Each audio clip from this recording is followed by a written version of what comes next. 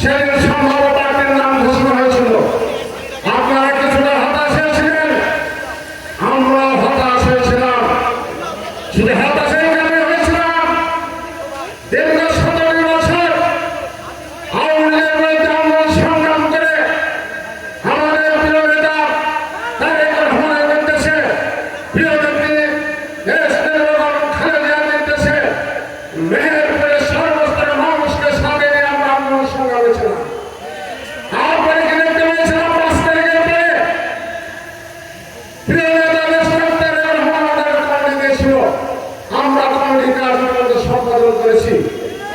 আশা করেছিলাম হয়তো আমাদের কমিটির ভিতর থেকে যন্ত্র কাউকে মনোনয়ন দেবে। কথা কাটার সময় নেই, তাই খাপ ছাড়া কথা কয়েকটি কথা বলতে যাচ্ছে। হঠাৎ করে যখন মনোনয়ন সমবাদী নাম ঘোষণা হয়েছিল, আমি আপনাদেরকে বলেছিলাম হতাশার পিছনে অপেক্ষা করবেন, ডিসেম্বরের 15 তারিখ পর্যন্ত অপেক্ষা করে বলেছিলাম। আপনারা অপেক্ষা করেছেন, একটি মানুষ আমাদের নির্দেশে বাইরে যায়নি। তাই এখন বলছি আপনারা আরো কয়েকদিন অপেক্ষা করেন। আমরা আশাবাদী আজকে সংসদের মানুষের আগুনে মানুষের যে ভাবনা আপনারা চাচ্ছেন, সেদিন 7,000 কিলোমিটার দূরে আমাদের প্রিয় নেতা তারেক রহমান নিশ্চয় বুঝতে পারবেন।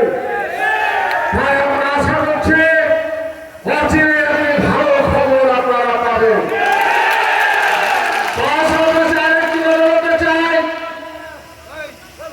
যাহাতে এইভাবে শেষ ভূমিকা হোক না কেন, 17 বছর যা আমাদের নির্যাতন করেছেন, খুন করেছেন, দুর্নীতি করেছেন, সেই